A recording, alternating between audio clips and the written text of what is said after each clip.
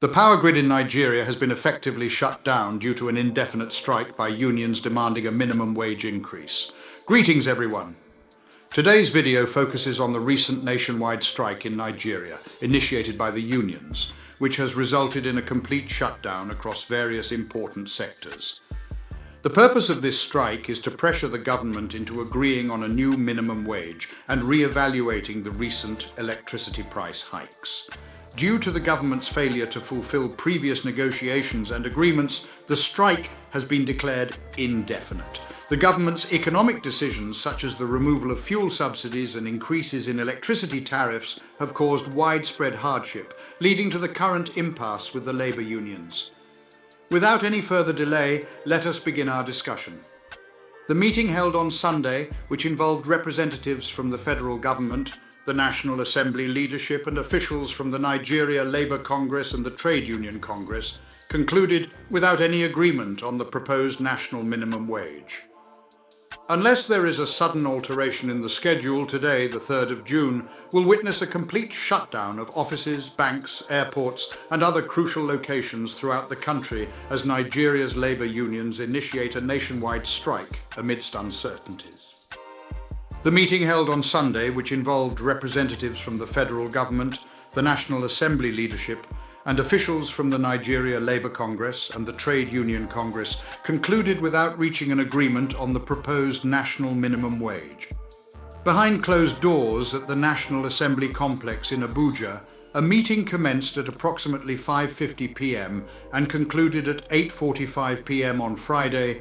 The Nigerian Labour Congress and the Trade Union Congress jointly announced an indefinite strike, which would commence immediately. The anticipation is that a multitude of other workers' unions, such as those representing doctors, university lecturers, airport workers and electricity workers, will actively participate. In the midst of uncertainties, the nation could potentially face extensive power outages, fuel shortages and disruptions in transportation, leading to significant disruptions in essential services. Emmanuel Ugboaja, the General Secretary of the Nigeria Labour Congress, has issued a notice on Saturday calling for all affiliated bodies to mobilise their members in full compliance with the Industrial Action Directive for the indefinite nationwide strike. The collective determination and resolve of their members are crucial for the success of the strike, as emphasised by Mr. Ugboaja. It is imperative to achieve a thorough shutdown of all workplaces. The unions have declared a nationwide strike in order to exert pressure on the government to negotiate a new minimum wage for workers and re-evaluate the price hike in electricity for certain consumers. According to a report by Premium Times, the Nigeria Labour Congress and the Trade Union Congress have been engaged in negotiations with the federal government regarding a new minimum wage. These discussions were initiated due to the government policies introduced last year by President Bola Tinubu, which resulted in a rise in the prices of goods and services. During his inauguration speech on May 29, 2023, the President made the decision to eliminate the petrol subsidy, resulting in a significant rise in the cost of goods and services, thereby causing widespread hardship. Following that, the Nigerian National Petroleum Company Limited made an announcement regarding a revised pricing structure for petrol, which now ranges from 537 naira to 600 naira per litre. On the 26th of July 2023, the Nigeria Labour Congress issued a nationwide strike notice, scheduled to commence on the 2nd of August 2023 in order to express their opposition to the elimination of fuel subsidy. However, following a series of meetings with the federal government, they ultimately decided to abandon the plan at the 11th hour. As the negotiations with the labour leaders continued, the federal government took the initiative to seek a court order from the National Industrial Court in Abuja on June 5, 2023, effectively halting the strike. In accordance with both the court order and the government's commitment to implement various palliative measures, the labour leaders decided to halt the strike. On September 5, 2023, the Labour Union declared its intention to commence a nationwide warning strike lasting 2 days, citing the hardships endured by the general public as a result of the fuel subsidy removal. After initially announcing an indefinite strike on the 3rd of October 2023, The organization decided to halt the planned strike following the signing of a memorandum of understanding between the labor unions and the federal government regarding the same issue. In adherence to the memorandum of understanding, the unions have agreed to temporarily halt their strike for a period of 30 days. As part of the agreement, all parties involved have pledged to prioritize social dialogue in all future interactions. The Memorandum of Understanding also specifies that the document must be submitted to the appropriate court within 1 week, where it will be recognized as a consent judgment by the federal government. Representatives from the Nigeria Labour Congress, including President Joe Ajaero and Secretary Emmanuel Ugwaja, along with representatives from the Trade Union Congress, including President Festus Usifo and General Secretary Emmanuel Ugwaja, all signed the document. The individuals who represented the federal government and signed the agreement include Simon Bako Lalong, the Minister of Labour and Employment, Nkeruka Onyejocha, the Minister of State for Labour and Employment, and Mohammed Idris, the Minister of Information and National Orientation. Within the Memorandum of Understanding, there are terms and conditions that have been mutually agreed upon by both parties. As part of the agreement, all federal government employees will receive a wage award of 35,000 naira starting in September until the official implementation of a new national minimum wage. Within a month of the agreement, it is required that a committee for determining the minimum wage be established. Starting in October 2023, the federal government has made the decision to temporarily halt the collection of value-added tax on diesel for a duration of 6 months.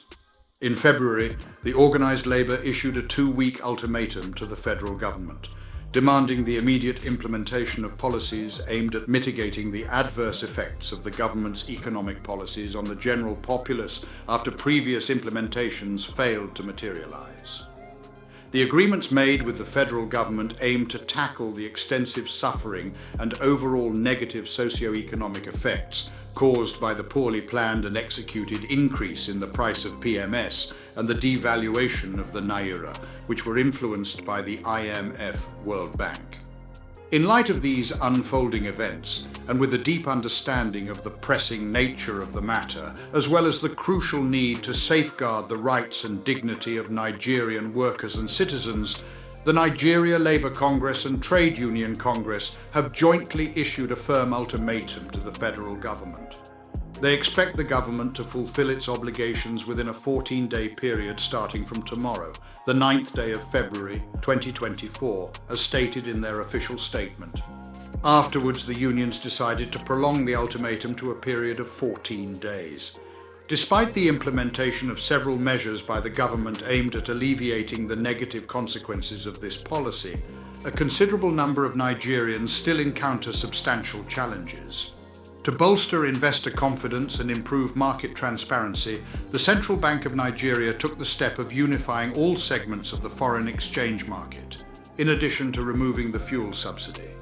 While these policies have garnered praise from certain factions, they have also placed strain on the domestic currency and industries, ultimately leading to higher prices. Amidst the challenges faced by Nigerians due to the consequences of certain policies, the regulatory bodies made a significant announcement in April regarding the escalation of electricity tariffs for specific consumer groups. On the 3rd of April, the Nigerian Electricity Regulatory Commission sanctioned an elevation in electricity rates for customers falling under Band A, resulting in an increase from 66 naira to 225 naira per kilowatt hour, kWh. Nevertheless, due to widespread public dissatisfaction, the tariff was subsequently revised and lowered to 206.80 naira per kilowatt hour. As part of the government's ongoing attempts to decrease subsidies and alleviate strain on public finances, this action has resulted in a further decline in the average Nigerian's ability to make purchases due to elevated domestic prices. In response to these concerns, the organised labour initially put forth a proposal for a new minimum wage of 615,000 naira. However, last week they revised their demand to 497,000 naira and then further decreased it to 494,000 naira on Tuesday. Despite this, they rejected the federal government's offer of 60,000 naira. On Friday in Abuja, Festus Osifo, the president of the Trade Union Congress, expressed on behalf of the organized labor that the choice to initiate a strike action was a result of unsuccessful negotiations for a new national minimum wage.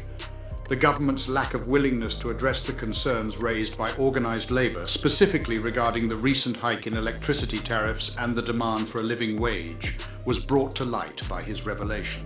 Despite our nationwide protest against the recent increase in electricity tariffs, we have not received any invitation from government officials to engage in discussions. Surprisingly, even the Minister of Power has not deemed it necessary to reach out to us for a dialogue.